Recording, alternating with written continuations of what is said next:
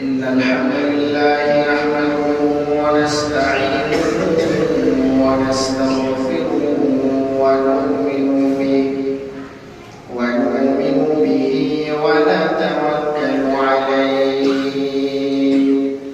ونعوذ بالله من شرور أنفسنا ومن سيئات أعمالنا من يهد الله فلا مضل له ومن يضلله فلن تجد له وليا مرشدا أما بعد فقد قال الله تعالى في كلامه المجيد والفرقان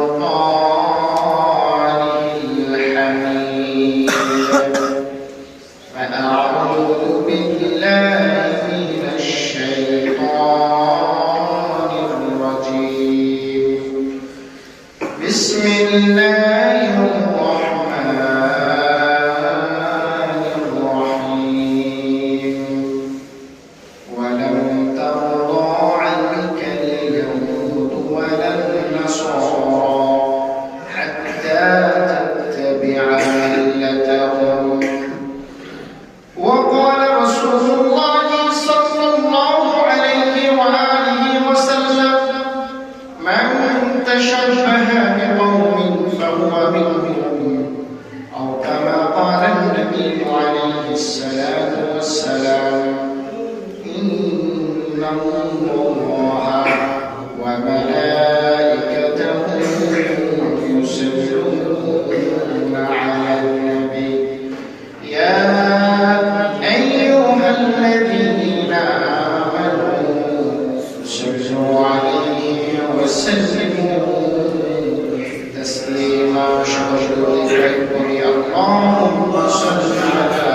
محمد وعلى آل محمد كما صليت على إبراهيم وعلى آل إبراهيم إنك حميد مجيد اللهم بارك على محمد وعلى آل محمد كما باركت على إبراهيم وعلى آل إبراهيم إنك حميد مجيد تذكر لا إله إلا الله لا إله إلا الله لا إله إلا الله لا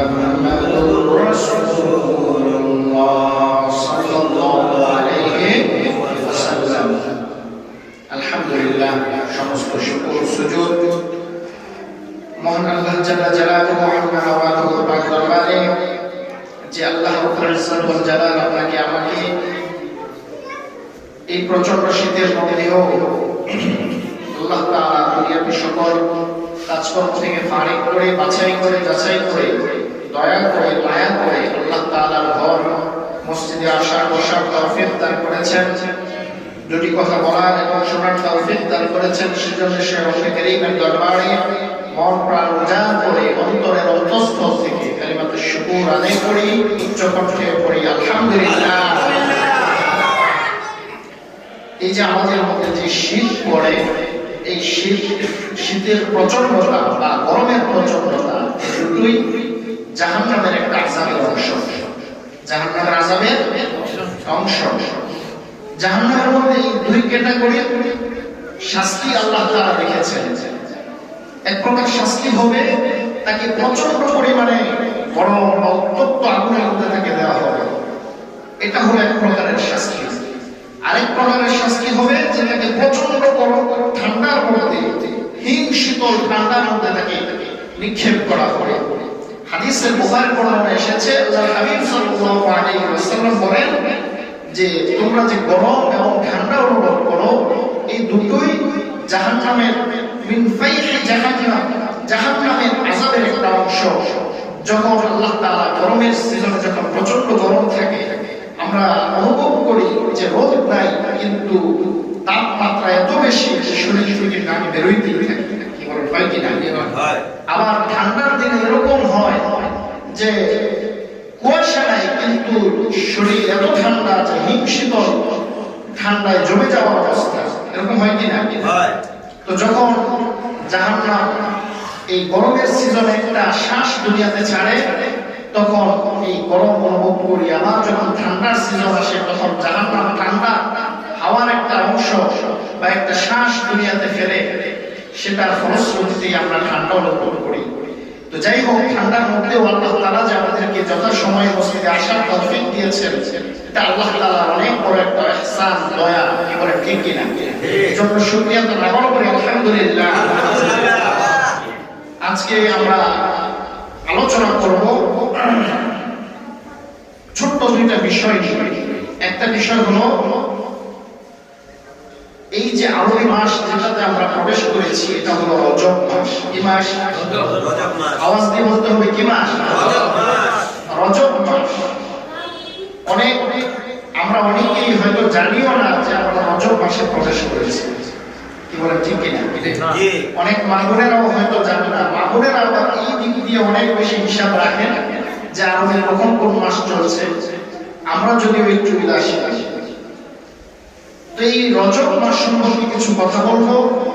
আল্লাহ হাবিব সাল্লাল্লাহু আলাইহি ওয়াসাল্লামের হাদিস মোতাবেক সেখানে রজব মাস সম্পর্কে কি দিক নির্দেশনা হয়েছে। তারপরে কথা বলবো সামনে আমাদের আবার 2026 সাল, নতুন বছর আমাদের কাছে অত্যাসন্ন। এই নতুন বছরকে কেন্দ্র করে 31st নাইট উদযাপন করা হয়।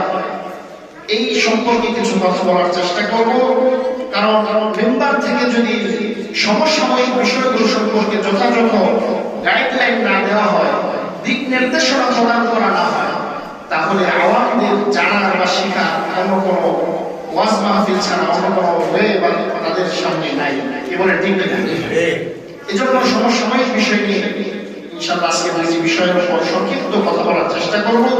আল্লাহ রাব্বুল আলামিন আমাদেরকে আমলের নিয়তে এবং অন্যের কাছে এই কোরআন হাদিসের মেসেজগুলো পৌঁছে দেওয়ার নিয়তে কথাগুলো শোনার তৌফিক দান করে। চিল্লায় পড়েন আমিন। তো আমরা প্রথম যে বিষয়টা নিয়ে কথা বলবো সেটা হলো রজব মাস। রজব মাস এটা অত্যন্ত গুরুত্বপূর্ণ একটি মাস আরবি মাসের মধ্যে, আরবি মাসের হিসাবে। আল্লাহ রাব্বুল আলামিন সূরা তাওবায় বলেন, ইন্না ইদ্দাতাশ শুহুরি ইনদাল্লাহি 12 শাহরান ফি কিতাবিল্লাহি ইয়াওমা খালাকাস সামাওয়াতি ওয়াল আরদা মিনহা আরবা'তুন হুরুম। আল্লাহ তাআলা কোরআনে সূরা তাওবার মধ্যে বলেন, ও পৃথিবীর মানুষেরা শোনো, ইন্না ইদ্দাতাশ শুহুরি ইনদাল্লাহি 12 শাহরান, নিশ্চয়ই আল্লাহ তাআলার গণনা অনুপাতে, আল্লাহ তাআলার গণনা অনুযায়ী যেদিন আল্লাহ তাআলা পৃথিবী সৃজন করেছেন, বানিয়েছেন, সেদিন থেকে আল্লাহ তাআলার গণনা অনুযায়ী মাস হলো 12টা। মাস কয়টা? 12টা। আওয়াজ দিয়ে বলেন, কয়টা? 12টা। আল্লাহ তাআলার হিসাব অনুযায়ী গণনা মাস হলো 12টা। যদিও আমরা পরবর্তী প্রজন্মে এসে, পরবর্তী সময়ে এসে খ্রিস্টাব্দ বের করেছি, বাংলা সন বের করেছি, কিন্তু আল্লাহ তাআলা বলেন যে আমার নিজের গণনা অনুপাতে পৃথিবী সৃষ্টির পর থেকে আমি আল্লাহ 12টা মাস অনুপাতে পৃথিবী আমি পরিচালনা করি। সুবহানাল্লাহ। তো আল্লাহ তাআলা বলছেন যে আমি 12 মাস বানিয়েছি, পৃথিবী গুণায়মান হয়। এই 12 মাসের মধ্যে দিনগুলো গুণায়মান হয়, মাসগুলো গুণায়মান হয়, কিন্তু এই 12 মাসের পরে আমার গণনা অনুপাতে আর কোনো মাস নাই। খালাকাস সামাওয়াতি ওয়াল আরদা মিনহা আরবা'তুন হুরুম। আল্লাহ রাব্বুল আলামিন বলেন যে এই যে 12টা মাস আমি সৃজন করেছি, তার মধ্যে 4টা মাস রয়েছে হারাম মাস, সম্মানিত মাস। কয়টা মাস? 4টা। আওয়াজ দিতে হবে, কয় মাস? 4 মাস। আরবা'তুন হুরুম, আরবা মানে 4, হুরুম মানে হারাম থেকে হুরুম। 4 মাস বিশেষভাবে সম্মানিত ঘোষণা করেছেন আল্লাহ রাব্বুল আলামিন। মুফাসসিরিন কেরাম এই 4 মাসের ব্যাখ্যায় লিখেছেন রেখেছেন এই 4 মাসের 3টা মাস হলো লাগাতার, হাদিসের মধ্যে এসেছে 3টা মাস লাগাতার, জিলকদ, জিলহজ, মুহররম, আর আরেকটা মাস হলো আলাদা রজব মাস। সুবহানাল্লাহ। এই যে 4 মাসের গুরুত্বপূর্ণ একটা মাস হলো রজব মাস। আর এই রজব মাসই আমার উপরে তো, সুতরাং এটার দাম আছে না নাই? আওয়াজ দিয়ে বলেন আছে না নাই? কম না বেশি? অনেক বেশি। যার কারণে আল্লাহ তাআলা এই 4 মাসের বিশেষ 4টা মাসের মধ্যে একটা মাস নিয়ে এসেছে। কারণ এই মাসে আল্লাহর হাবিব সাল্লাল্লাহু আলাইহি ওয়াসাল্লাম যখন রজব মাসে উপনীত হবেন, তখন তিনার আমলের পরিধি বেড়ে যেত, ওনার রোজার পরিধি বেড়ে যেত, ওনার দান সদকার পরিধি বেড়ে যেত। উনি আগত রমাদান মাসের জন্য তিনি প্রস্তুতি গ্রহণ করতেন। সুবহানাল্লাহ। আম্মা জান আয়েশা রাদিয়াল্লাহু তাআলা বলেন, ও পৃথিবীর মানুষেরা শোনো শোনো, যখন রজব মাস চলে আসতো, আল্লাহর হাবিব সাল্লাল্লাহু আলাইহি ওয়াসাল্লাম যখন রজব মাসে প্রবেশ করতেন, তখন তিনি কোমরের মধ্যে রশি রশি কোমর বেঁধে তিনি আমলের মধ্যে নেমে যেতেন, প্রস্তুতি শুরু করতেন। সুতরাং এখান থেকে আমাদের শিক্ষা হলো, যখন রজব মাসে আমরা উপনীত হয়েছি, তখন রজবের পরের মাসই হলো শাবান মাস। কি মাস? শাবান মাসের পরে কি মাস? রমাদান মাস। শাবানের পরে রমজান বা রমাদান মাস। আর এই মাস থেকে যদি আমাদের প্রস্তুতিটা শুরু থাকে, তাহলে আমার রমাদানের মধ্যে যে একটানা 30টা রোজা রাখতে সহজ হবে না কঠিন হবে? অনেক বেশি সহজ হয়ে যাবে। আর যদি হঠাৎ করে আপনি 30টা রোজা রাখতে যান, তখন আপনার শরীরের জন্য বেশি হয়ে যেতে পারে, কঠিন হয়ে যেতে পারে, আপনি অসুস্থতার মধ্যে পড়ে যেতে পারেন। এজন্য আল্লাহর হাবিব সাল্লাল্লাহু আলাইহি ওয়াসাল্লাম যখন রজব মাস আসতো, তখন তিনি রোজা বাড়িয়ে দিতেন। হাদিসের বর্ণনা এসেছে, আল্লাহর হাবিব সাল্লাল্লাহু আলাইহি ওয়াসাল্লাম রজব মাসে তিনি প্রথমে 10টা রোজা রাখতেন। কয়টা? 10টা রোজা রাখতেন। আবার বড় বড় বর্ণনা এসেছে তিনি 11টা রোজা রাখতেন। প্রত্যেক সপ্তাহে 2টা সোম এবং বৃহস্পতি, প্রত্যেক সপ্তাহে 2টা, 4 সপ্তাহে 8টা হয়। আর আইয়ামুল বিজের রোজা 13, 14, 15, এই হলো 11টা রোজা তিনি রাখতেন। সুবহানাল্লাহ। তারপরে শাবান মাসে যখন প্রবেশ করছেন, তিনি আরো 10টা বাড়িয়ে 20টা রোজা রাখতেন, যেন পরের মাসে তিনি 30টা রোজা একাধারে অনবরত রাখতে পারেন। তো কেউ যদি 10টা 20টা করে রোজা রাখে, তাহলে তার জন্য রমাদানে 30টা রোজা রাখতে কষ্ট হবে কিনা? কষ্ট হবে? কষ্ট হবে না। কি সুন্দর প্রক্রিয়া আল্লাহর হাবিব সাল্লাল্লাহু আলাইহি ওয়াসাল্লাম শিখিয়ে গেছেন আমাদেরকে। অনেক বাবুরা আছেন, এক রমাদানের ভাঙা রোজা তারা পরের রমাদান আসা পর্যন্ত রাখতে পারে না। রাখবে রাখবে করতে করতে তাদের বছর ফুরিয়ে যায়। তারা চাইলে এই রজব মাসকে বেছে নিতে পারেন যে আমার গত রমাদানের ভাঙা রোজাগুলো আমি এই রজব মাসে রেখে দিতে পারি, চাইলে শাবান মাসে রেখে দিতে পারেন। সুতরাং এই রজব মাস কোন অংশে আমলের দিক দিয়ে, গুরুত্বের দিক দিয়ে কোন অংশে কম না। আল্লাহর হাবিব সাল্লাল্লাহু আলাইহি ওয়াসাল্লাম এই রজব মাসের সবচেয়ে বড় আমল যেটা ছিল, তিনি হাদিসের মধ্যে এসেছে, আল্লাহর হাবিব সাল্লাল্লাহু আলাইহি ওয়াসাল্লাম রজব মাসে প্রবেশ করার সাথে সাথে তিনি একটা দোয়া বেশি বেশি পাঠ করতেন। দোয়াটা হলো, আল্লাহুম্মা বারিক লানা ফি রজব ওয়া শাবান ওয়া বাল্লিগনা রমাদান। তিনি আল্লাহর কাছে যখনই সময় পেতেন দোয়া করতেন, আল্লাহুম্মা বারিক লানা ফি রজব ওয়া শাবান, আয় আল্লাহ এই শাবান ও রমাদান, এই শাবান, রজব ও শাবানের মধ্যে বরকত দান করেন। ওয়া বাল্লিগনা রমাদান, এবং আমার হায়াতটাকে রমাদান পর্যন্ত প্রলম্বিত করে দেন। সুবহানাল্লাহ। অর্থাৎ রমাদান পাওয়ার যে আকাঙ্ক্ষা হৃদয়ে লালন করা, হৃদয়ে ধারণ করা, রমাদানের জন্য নিজেকে উজ্জীবিত করা, নিজের ঈমানকে নবায়ন করা, এটা রাসূলের সুন্নাহ। কি বলেন, ঠিক কিনা? আল্লাহর হাবিব সাল্লাল্লাহু আলাইহি ওয়াসাল্লাম রমাদান পর্যন্ত জীবনটাকে, হায়াতটাকে প্রলম্বিত হওয়ার জন্য নিয়মিত দোয়া করতেন, পাঁচ ওয়াক্ত নামাজ পড়ে দোয়া করতেন। সুতরাং আমাদের উচিত নিয়মিত এই দোয়াটা পাঠ করা, নামাজে পড়ে অথবা একা একই যখনই সময় পাবো এই দোয়াটা বেশি করা। আল্লাহুম্মা বারিক লানা ফি রজব ওয়া শাবান ওয়া বাল্লিগনা রমাদান। আমরা সবাই করি আল্লাহুম্মা, আল্লাহুম্মা বারিক লানা ফি রজব ওয়া শাবান ওয়া বাল্লিগনা রমাদান। আবার বলবো বাল্লিগনা রমাদান।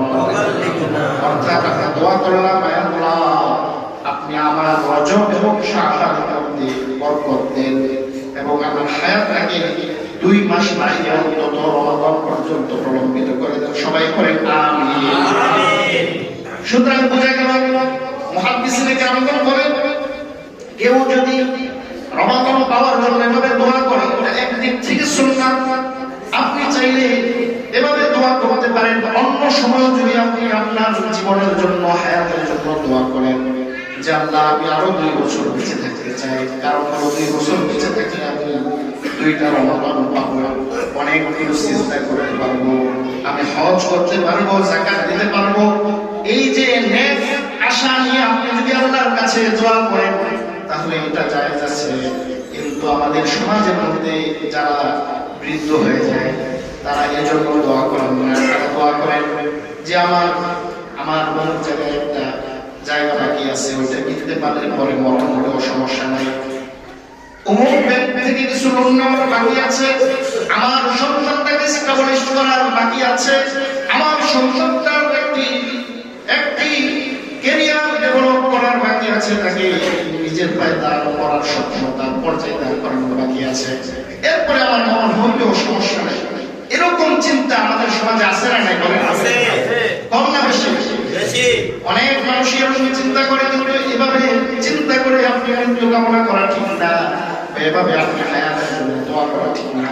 বরং আল্লাহর হাবিব সাল্লাল্লাহু আলাইহি ওয়াসাল্লাম শিখিয়ে গেছেন যে তোমরা তোমাদের হায়াতের কামনা তখনই করবা যখন তোমাদের আমলের জন্য দরকার হবে। এজন্য রজব মাস আসলেই দোয়াটা বেশি বেশি পাঠ করা, রজব মাসের নামাজের পরিমাণ, নফল নামাজের পরিমাণ বাড়িয়ে দেওয়া, নফল নামাজ, নফল দান সদকা, নফল ইবাদতের পরিমাণ আপনি বাড়িয়ে দেন, তাহলে আপনার এই রজব মাসটা আপনার জন্য ফলপ্রসূ হবে, সার্থকতা বয়ে নিয়ে আসবে। এই রজব মাসের আরো অন্যতম, এই রজব মাস আল্লাহর কাছে গ্রহণীয় হওয়ার অন্যতম একটা কারণ হলো এই মাসের মধ্যে আল্লাহ তাআলা তার হাবিব প্যারা নবী মুহাম্মদুর রাসূলুল্লাহ সাল্লাল্লাহু আলাইহি সাল্লামকে দুনিয়া থেকে দাওয়াত করে তিনি মিরাজ করিয়েছেন। সুবহানাল্লাহ। জোরে বলেন সুবহানাল্লাহ। রজব মাসের মধ্যে আল্লাহর হাবিব সাল্লাল্লাহু আলাইহি সাল্লাম তিনি সশরীরে 7 লোক আকাশ পাড়ি দিয়ে মহান রবের পাকের সাক্ষাতে তিনি ধন্য হয়েছেন। যেই ধন্য, যেই কাজ পৃথিবীর অন্য কোনো নবী রাসূল, অন্য কোনো মানুষের দ্বারা, অন্য কোনো জিন ইনসানের দ্বারা, এমনকি কোনো ফেরেশতার দ্বারা সম্ভব হয় নাই। সুবহানাল্লাহ বলেন। এমন একটা মহিমান্বিত ঘটনা এই রজব মাসে ঘটেছে, যার কারণে এই রজব মাসের দাম, এই রজব মাসের মর্যাদা আল্লাহ তাআলার কাছে অনেকাংশে বেশি।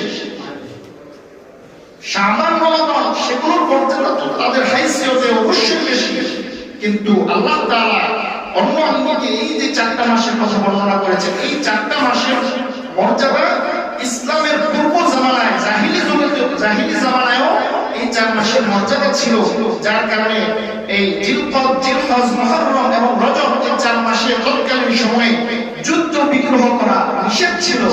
এক গোত্র আরেক গোত্রের সাথে পারস্পরিক দ্বন্দ্ব ছিল, কিন্তু তারপরে 4 মাসে তাদের সব রকমের যুদ্ধ বিগ্রহ বন্ধ ছিল।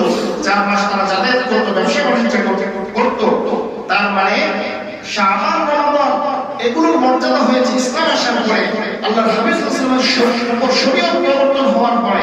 কিন্তু এই 4 মাসের মর্যাদা আরো আছে। সুবহানাল্লাহ, সুবহানাল্লাহ।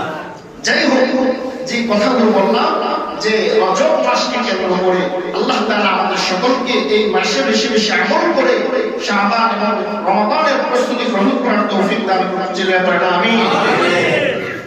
আরেকটা বিষয়বস্তু ছিল, সেটা হলো 31st নাইট, যেটাকে আমরা শুভ নববর্ষ হিসেবে আখ্যায়িত করি। এই সম্পর্কে কোরআন হাদিসের দিক নির্দেশনা আছে না নাই? বলেন, কথা বলেন, আছে না নাই? কোরআনে কি এরকম কোন বিষয় আছে যে কোরআনে নাই? আওয়াজ দিতে হবে। এরকম কোন বিষয় আছে যেটা কোরআনে নাই? অবশ্যই এরকম কোন বিষয় নাই যেটা কোরআনে নাই। আপনার ব্যক্তিগত রান্নাঘর থেকে পার্লামেন্ট পর্যন্ত জীবনের প্রত্যেকটা সেক্টর, প্রত্যেকটা জায়গা বিস্তারিত বর্ণনা কোরআন হাদিসের মধ্যে বিদ্যমান আছে। শুধু খুঁজে নেওয়া আমাদের দায়িত্ব, নিতে না পারার ব্যর্থতা আমাদের, কিন্তু আল্লাহ তাআলা বিস্তারিত আলোচনা করে রেখেছে। এরকম আমরা যে বিদর্মীদের এই 31st নাইট নিয়ে উদযাপন করি, সেটাকে আমরা পালন করি, সেটাকে ডাকডোল পেটিয়ে আতশবাজি করে আমরা যে এটাকে ঘটা করে পালন করি, এই সম্পর্ক কোরআনে হাদিসে আল্লাহ হাবিব সাল্লাল্লাহু আলাইহি ওয়াসাল্লাম বিভিন্ন হাদিসের অসংখ্য জায়গায় বিষয়ে আলোচনা করেছেন। আসুন দেখি আল্লাহ তাআলা কি বলেন, রাসূল মুহাম্মদ সাল্লাল্লাহু আলাইহি ওয়াসাল্লাম কি বলেন। আল্লাহ তাআলা কোরআনের মধ্যে বলেন, সূরাতুল বাকারার মধ্যে বলেন, ওয়ালান তারদা আনকাল ইয়াহুদ ওয়ালান নাসারা হাত্তা তাত্তাবি'a মিল্লাতাহুম। পৃথিবীর মানুষদেরকে আল্লাহ তাআলা সতর্ক করেছেন, ও পৃথিবীর মানুষেরা শোনো, ও মুহাম্মদীরা শোনো, তোমরা যারা মুসলমান, তোমরা যারা মুমিন, তোমরা মনোযোগ দিয়ে শোনো। ওয়ালান তারদা আনকাল ইয়াহুদ ওয়ালান নাসারা, ইহুদি এবং নাসারা যারা আছে তারা ততক্ষণ পর্যন্ত খুশি হবে না, ততক্ষণ পর্যন্ত তারা সন্তুষ্ট হবে না, হাত্তা তাত্তাবি'a মিল্লাতাহুম, যতক্ষণ পর্যন্ত না তোমরা তাদের কাজ অনুসরণ করো, তাদেরকে তাদের মতাদর্শ গ্রহণ করো। তার মানে হলো ইহুদি এবং নাসারারা তোমাদের উপরে বিভিন্ন মতাদর্শ, বিভিন্ন মতবাদ তোমাদের উপরে চাপিয়ে দিবে, তোমাদের উপর কৃষ্টি কালচার চাপিয়ে দিবে। তোমরা যদি তাদের এই কৃষ্টি কালচার গ্রহণ করো তাহলে তারা খুশি হয়ে যাবে, আর যতদিন এটা গ্রহণ না করবে ততদিন তারা খুশি হবে না। কি বলেন, ঠিক না? সুতরাং এই যে 31st নাইট নববর্ষ উদযাপন, এটা প্রতি বছর ইংরেজি মাসকে কেন্দ্র করে, ইংরেজি নববর্ষকে কেন্দ্র করে শুরু হয়। এই ইংরেজি নববর্ষের ইতিহাস যদি আমরা আলোকপাত করতে যাই, অনেক লম্বা ইতিহাস, আমি সেদিকে যাচ্ছি না। এই নববর্ষের শুরুটা হয় ঈসা আলাইহিস সালামের সময় থেকে, তিনার জন্মসালকে কেন্দ্র করে। হযরত ঈসা আলাইহিস সালাম যেদিন জন্মগ্রহণ করেছেন, সেদিন থেকে এই ঈসাই খ্রিস্টাব্দ বা সাল, ইংরেজি সাল, ওই দিন থেকে গণনা শুরু হয়। আর ওই গণনা অনুপাতে আল্লাহ ঈসা আলাইহিস সালামের জন্মের 570 বছর পরে আল্লাহর হাবিব সাল্লাল্লাহু আলাইহি ওয়াসাল্লাম পৃথিবীতে এসেছেন। অর্থাৎ এর আগে আরো 570টা সাল অতিবাহিত হয়েছে। ওইখান থেকে ইংরেজি সালটা প্রবর্তন শুরু হয়েছে। আর এই যে জানুয়ারি, জানুস নামে ইংরেজদের বা খ্রিস্টানদের একটা দেবতা ছিল, ওই দেবতা তারা পূজা করত এবং তারা মনে করত যে জানুস নামক দেবতাই তাদেরকে সবকিছু ভাগ্য প্রবর্তন করে এবং তার মানে কৃতিত্বের জন্যই, তার আশীর্বাদের জন্যই তারা একটা বছর অতিবাহিত করতে পেরেছে। আর এটার কৃতজ্ঞতা স্বরূপ তারা প্রত্যেক বছর ডিসেম্বর মাসের 31 তারিখ দিবাগত রাত্রি, অর্থাৎ 1 জানুয়ারির প্রথম প্রহরে তারা তার কাছে গিয়ে মাথা ঝুঁকাতো, তাকে আশীর্বাদ করত, তার পূজা অর্চনা করত। সেখান থেকে 31st নাইটের উদ্ভাবন, সেখান থেকে এর প্রচলন শুরু হয়ে এসেছে। আমাদের বাংলাদেশে এই কৃষ্টি কালচার খুব বেশি পুরনো না, এটা আগে ছিল বহির্বিশ্বে, পশ্চিমা বিশ্বে, কিন্তু সেখান থেকে একদল সুশীল, যারা নামদারি সুশীল কিন্তু কাজে কর্মে বা বাস্তবিক পক্ষে তারা আসলে সুশীলতার পরিচয় দেয়নি, বরং তারা এগুলো আমাদের দেশে আমদানি করেছে। যে বিষয়টা নিয়ে আমাদের যুবক তরুণ তরুণী তারা এই রাত্র কেন্দ্র করে, এই দিনকে কেন্দ্র করে তারা বিভিন্ন রকম অশ্লীলতা তারা মিলতে বসে আছে কিনা বলেন, আছে না নাই? সুতরাং আমি তাদের উদ্দেশ্যে বলবো, প্রিয় যুবক ভাইয়েরা ও প্রিয় তরুণী বোনেরা, আপনারা ওই বিদেশিদের কৃষ্টি কালচার গ্রহণ করবেন না। কারণ আল্লাহ তাআলা সতর্ক করছেন, তোমরা যদি তাদের মতাদর্শ গ্রহণ করো তাহলে তারা খুশি হয়ে যাবে, শয়তান খুশি হয়ে যাবে।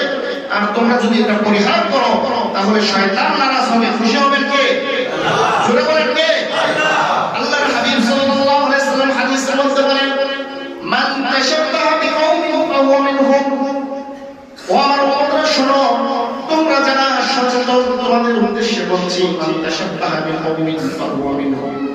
তোমরা যাদের অনুসরণ করবে, যাদের সাথে সাদৃশ্য গ্রহণ করবে, সাদৃশ্য রাখবে, আল্লাহ রাব্বুল আলামিন হাশরের ময়দানে তোমাদেরকে তাদের সাথে গ্রহণ করবে। সুতরাং আমরা যদি পশ্চিমাদের কৃষ্টি কালচার গ্রহণ করি, তাদের তাহজিব তামাদ্দুন যদি আমরা গ্রহণ করি, তাহলে নিঃসন্দেহে আপনার হাসর নাসর অবশ্যই পশ্চিমাদের সাথে, ইহুদি খ্রিস্টানদের সাথেই হবে, এতে কোনো সন্দেহ নাই। সন্দেহ আছে? আল্লাহ তাআলা কোরআনের মধ্যে অন্য জায়গায় বলেন, ইয়া আইয়ুহাল্লাযীনা আমানু লা তাত্তাখিযুল ইয়াহুদা ওয়ান নাসারা আউলিয়া বা'দুহুম আউলিয়া বা'দ। তোমরা শুনো, তোমরা তোমাদের বন্ধু রূপে ইহুদি এবং খ্রিস্টানদের গ্রহণ করো না, বরং তারা একে অপরের বন্ধু। তোমাদেরকে নস্যাৎ করে দেওয়ার জন্য, তোমাদের ভিতরে বন্দিন ঢুকিয়ে দেওয়ার জন্য তারা একে অপরের বন্ধু। সুতরাং তোমরা নিজেরা তাদেরকে বন্ধু রূপে গ্রহণ করো না। যদি তাদেরকে তোমরা বন্ধু রূপে গ্রহণ করো, তাহলে তোমরা দুনিয়াতেও ক্ষতিগ্রস্ত এবং আখিরাতেও তোমরা ক্ষতিগ্রস্ত। ঠিক কিনা? এজন্য তাদের কৃষ্টি কালচার, তাদের পোশাক আদি, তাদের চলন বলন যেন আমাদের চলনের মধ্যে তৈরি না হয়, বরং আমাদের জন্য উত্তম আদর্শ মুহাম্মদুর রাসূলুল্লাহ জোরে বলেন সাল্লাল্লাহু আলাইহি ওয়াসাল্লাম। তিনি আমাদেরকে সামগ্রিক জীবনে কোথায় কি প্রয়োজন সবকিছু শিখিয়ে গেছেন। কিভাবে খেতে হবে, কিভাবে ঘুমাতে হবে, কি পোশাক পরতে হবে, কিভাবে রাস্তায় চলতে হবে, এ টু জেড বিষয় তিনি আমাদেরকে শিখিয়ে গেছেন। সুতরাং যেখানে আমাদের আইডল আছে, আমাদের আদর্শ আছে, সেখানে আমরা তাকে বাদ দিয়ে আমরা অন্যদেরকে মেসি, রোনাল্ডো অথবা বলিউড টলিউডের নায়ক নায়িকাদেরকে আমরা কি জন্য অনুসরণ বা আদর্শ মনে করব, তাদেরকে কেন আইডল মনে করব? অথচ আমরা মুসলমান, অথচ অনেক যুবক ভাইয়ের আইডল হলো বিধর্মী, অনেক নায়ক নায়িকারা তাদের আইডল, অনেক খেলোয়াড়রা তাদের আইডল, যারা কোনো নামাজ পড়ে না, তারা ইসলাম ধর্মই পালন করে না, তারা বিভিন্ন রকম অপকর্মে লিপ্ত, তাদেরকে আমাদের যুবকরা আইডল মনে করে। আবার তাদের অনেক কিছু, চুলের স্টাইল, তাদের পোশাক আদি তারা ফলো করে, তাদের মতো করে তাদের জীবনটা সাজানোর চেষ্টা করে। আল্লাহ তাআলা ওই পরিবেশ থেকে আমাদের যুবক ভাইদেরকে হেফাজত করেন, আমিন। সুতরাং আমি উদাত্ত আহ্বান জানাবো, সামনে যেহেতু আজকে 26 তারিখ, আর 5 দিন পরেই হয়তো ফার্স্ট নাইট হবে, তো ওই দিন যেন অন্তত আমাদের বাগান বাড়ি অথবা অন্য মহল্লা কোন যুবক ভাই, কোন যুবতী যেন এরকম অশ্লীলতায় ডুবে না যায়, তারা যেন কোনো অবৈধ বাদ্যযন্ত্র, অবৈধ বক্স এগুলোর আয়োজন না করে। আমি উদারত আহ্বান জানাবো, আপনারা পালন করতে রাজি আছেন তো? ইনশাআল্লাহ, সবাই বলেন ইনশাআল্লাহ।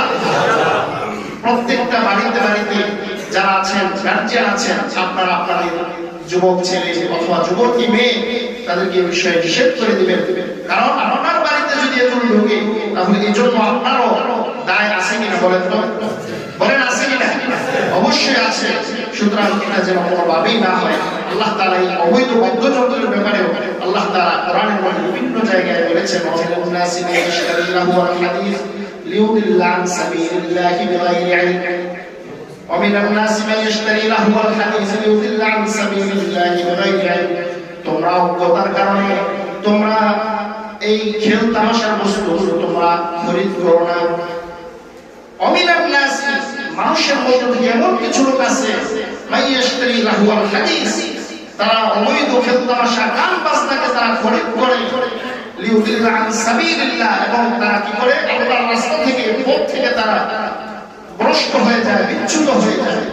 সুতরাং আপনার সন্তান যেন এই উপলক্ষে কোন রকম উদযাপন যেন না হয়, বরং আপনার করণীয় হলো, মুসলমান হিসেবে আমার করণীয় হলো যে এই রাত্রে আপনার পুরো বছরের হিসাবটা আপনি ক্যালকুলেট করে যে গত 2025 সালটা আমার কিরকম গিয়েছে, আমি কতটুকু ভালো কাজ করতে পেরেছি, আমি কতজনের উপকার করতে পেরেছি, আমি আমার যাকাত ঠিকমতো দিতে পেরেছি কিনা, আমি কোরআন তেলাওয়াত 2টা খতম করতে পেরেছি কিনা, আমার পুরো বছরে 6টা ওয়াক্ত নামাজ কাজা হয়েছে, এই বিষয়ে আপনি ক্যালকুলেট করেন, চিন্তা করেন। যদি কম হয়ে থাকে, আপনি ওই রাত্রে আল্লাহর কাছে বিশেষভাবে দোয়া করতে পারেন যে আল্লাহ, আজকে তো নতুন বছর, প্রথম দিন, প্রথম রাত, আল্লাহ পিছনের 2025 সালের যাবতীয় কমতি আমার থেকে দূর করে 2026 সালটা পুরোটা যেন আমি তোমার রঙে রঙিন করতে পারি, রাসূলের রঙে রঙিন করতে পারি। আল্লাহ তুমি তৌফিক দান করো। পারবো না ইনশাআল্লাহ? আমাদের চিন্তা চেতনা পরিবর্তন করতে হবে। Change your mind for your life. আপনার আমার জীবন পরিবর্তন করতে হলে চিন্তা চেতনা চেঞ্জ করতে হবে। বিপথী থেকে মন মাইন্ড চেঞ্জ করে ভালো পথে নিয়ে আসতে হবে। সঠিকভাবে সঠিকটা চিন্তা করতে হবে। আমাদের যুবতীদের তাদের মাইন্ডসেট যদি চেঞ্জ করে দেওয়া যায়, কোরআন হাদিস মুখী করে দেওয়া যায়, তাদের প্রচলিত তাহজিব তামাদ্দুন সংস্কৃতি থেকে যদি ফিরায় আনা যায়, তাহলে দেখা যাবে আমাদের সমাজগুলো সুন্দর হয়ে যাবে। এবারে ঠিক কিনা? আল্লাহ তাআলা আমাদের সকলকে, আমাদের সকল যুবক ভাই যুবতী বোন, আমাদের সকলকে সহ আল্লাহ তাআলা এই অপসংস্কৃতির পরাগ্রাস থেকে সমাজকে হেফাজত করুক। আমিন।